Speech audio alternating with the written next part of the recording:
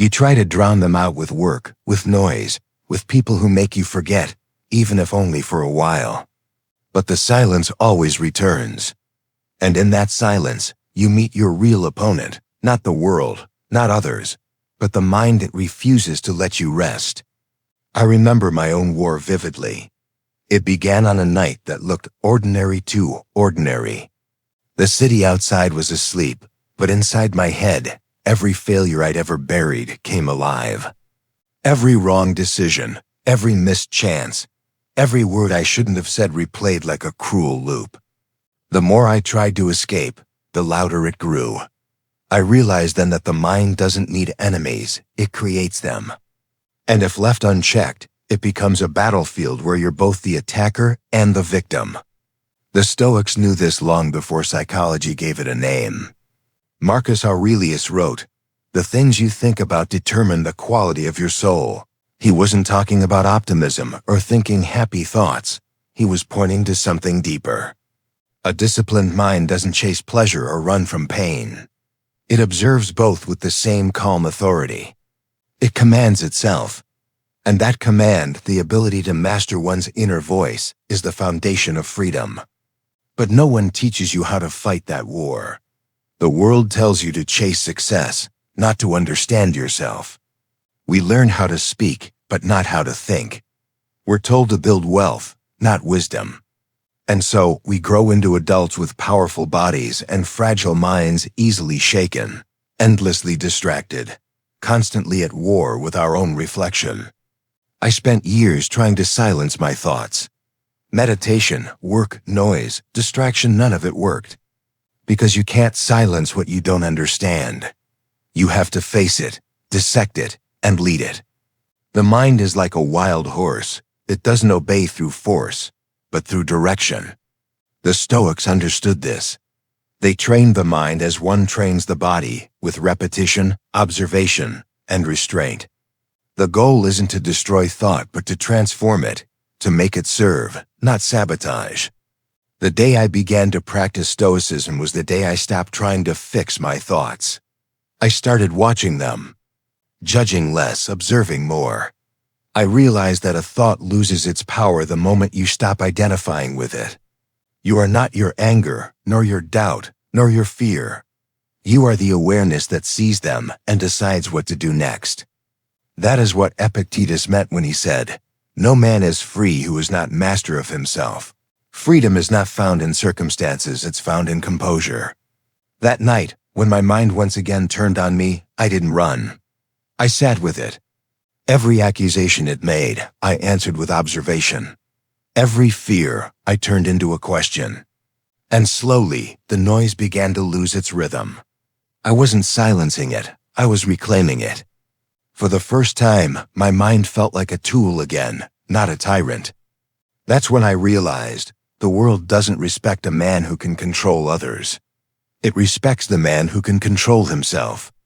So before we begin, I want you to remember this truth. Every great victory starts with an invisible battle. You can't win the war outside if you're losing the one within. But once you learn to command your thoughts, the external world bends quietly to your will. Because respect, both from others and from yourself, always begins in silence. If you're ready to master that silence, to rebuild the fortress of your mind from the ground up, subscribe. Join me, and together we'll walk the Stoic path not away from chaos, but through it with calm, unshakable strength. Asterisk, asterisk, question for reflection. Asterisk, asterisk. When you face a difficult moment, what do you try to control first? Of a situation around you. B, the thoughts within you.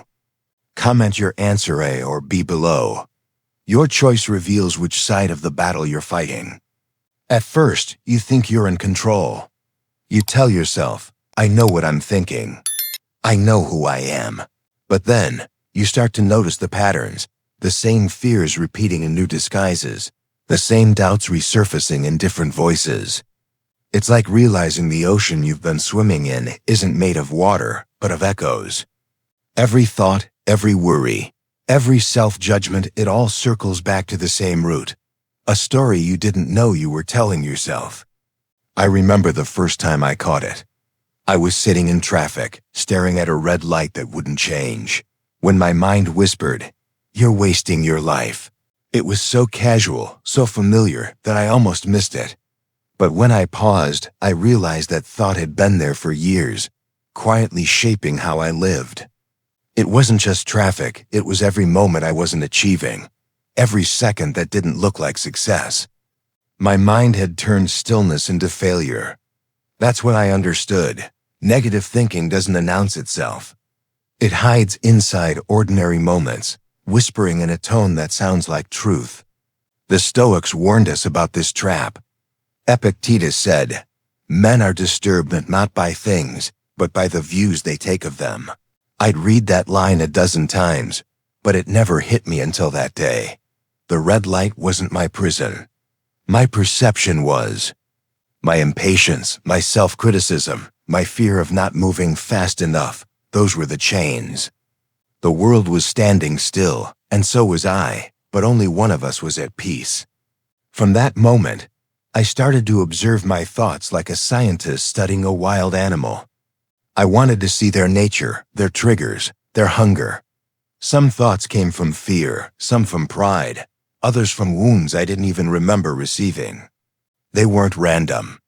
They were programmed, built from years of reinforcement, from a society that worships achievement and shamas stillness. And every time I believed them, I was feeding them. Carl Jung once said, "Until you make the unconscious conscious, it will direct your life and you will call it fate." I began to see how much of my life had been ruled by unconscious narratives, the belief that success meant worth, that productivity meant virtue, that slowing down meant falling behind. But when I brought those thoughts into the light, they lost their authority. Awareness, I learned, isn't passive, it's revolutionary. So I began a new practice. Whenever a negative thought appeared, I wouldn't resist it. I'd invite it in, ask where it came from, what it wanted, what it feared. Most of the time, it just wanted attention. It wanted to be seen, and once I saw it, it shrank. Because truth doesn't need to shout, it only needs to be recognized. That's when something subtle but profound shifted. The noise didn't disappear, but it stopped controlling me. I stopped reacting to every mental storm as if it were real thunder. I learned to let it pass, to observe, to return to reason. And that small act, the act of awareness, became my first real victory. The Stoics called this mastery over perception, the ability to separate what happens from what it means. Once you learn that difference, the world stops holding power over you. Because now you see it for what it is, a mirror. It reflects your state, your fears, your beliefs. Change the way you see, and the reflection changes with it. And that's when you realize the truth most people never discover. Peace isn't found in the absence of chaos. It's found in the ability to remain untouched by it. The mind doesn't surrender just because you've noticed its tricks. It tests you. It waits for the moment your guard drops, when you're tired, distracted, or lonely. Then it strikes again, whispering old fears in new disguises. You can't fight those whispers with logic alone. You need discipline, the kind that turns awareness into armor. There was a morning when everything inside me wanted to collapse back into habit. I woke up to a dozen messages, deadlines, expectations, noise pulling at every direction of my mind. My first instinct was to react, to rush, to fix, to prove. But then I remembered what the Stoics taught, *prosocion*, the discipline of attention. To notice the impulse before obeying it. So I paused. I breathed. I reminded myself that urgency isn't truth. It's just emotion wearing authority's mask. And in that stillness, I felt something rare, a choice. That's what Stoicism gives you. Not a life without storms, but the space between the waves. The discipline to decide how you'll meet them. Marcus Aurelius faced wars, plagues, and betrayal. Yet he wrote each morning to steady his mind, to return to principle. He knew that the outer world can only shake what the inner world allows. I began to practice that same discipline. Each morning before I touched my phone, I wrote, Not for inspiration, but for command. I examined my thoughts like soldiers before battle. Which ones would serve me today? Which ones would sabotage me? The answer was always there, hidden in the quiet, waiting for me to listen. But this practice wasn't easy. Some days, my thoughts felt like quicksand. I'd wake up calm and end the day consumed by comparison, irritation, fear. That's when I learned another truth. Awareness isn't a weapon you hold. It's a muscle you train. You have to lift it daily against the weight of distraction. Because every unexamined thought adds a brick to the wall between you and peace. Every time you surrender to emotion, you teach your mind to lead instead of follow. So I began to train deliberately. Every negative thought became a test. Instead of saying, "Why is this happening to me?" I asked, "What is this teaching me?" That small shift changed everything. Suddenly, pain became information. Frustration became feedback. Setbacks became mirrors reflecting what I still hadn't mastered. That's what Seneca meant when he said, "Fire tests gold. Adversity tests the brave." The mind, like gold, only becomes pure when it's melted and remade. Over time, the storms didn't stop, but I did. I stopped chasing validation. I stopped arguing with outcomes. I stopped expecting control where none existed. And in that surrender, I found power. Because control isn't about forcing the world to obey your will. It's about commanding your response when it doesn't. That's the paradox most people miss. Mastery doesn't begin with strength, but with stillness. It begins the moment you realize that every thought, every reaction, every feeling that once ruled you is just a visitor in your house. You can open the door, or you can let it pass. And that simple act of choosing, again and again, builds a kind of freedom no one can take from you. That morning, as I stood watching the sun break over the horizon, I realized something timeless. The mind is not your enemy, it's your apprentice. And the more you train it to obey truth over impulse, reason over fear, the closer you come to what the Stoics called tranquility. Not the absence of motion, but the presence of mastery. As the days went on, I began to notice how easily the mind could be pulled away from truth. Even after all my practice, all my reflection, a single word from someone, a criticism, a careless comment, could ignite the old patterns again. That was when I understood the next lesson. You cannot master your mind until you learn to master what enters it. The mind reflects what it consumes. And if you feed it noise, it will echo noise. I remember sitting in a cafe one afternoon, surrounded by people staring at screens. Notifications, news headlines, endless fragments of other people's lives. I felt my attention splinter, my focus dissolve. Without realizing it, I'd let my guard down. I was allowing the world to write inside my mind. That's when it hit me. My thoughts weren't even mine anymore. They were borrowed. Opinions disguised as truth. Fears disguised as caution. The fortress I'd been building had cracks, and through those cracks, the world was pouring in. The Stoics warned about this centuries ago. Epictetus said, "If a person gave away your body to some passerby, you'd be furious. Yet you hand over your mind to anyone who comes along and allows them to confuse and disturb it." Those words felt like an accusation, and he was right. We protect our homes with locks, our devices with passwords, but our minds? We leave the gates wide open. Anyone's words, any piece of bad news, any stranger's opinion can walk in and make a mess of us. So I started guarding my gates.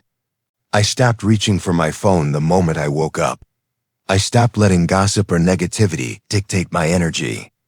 Instead, I chose what entered: books that sharpened my reason, silence that grounded me, conversations that expanded rather than drained me.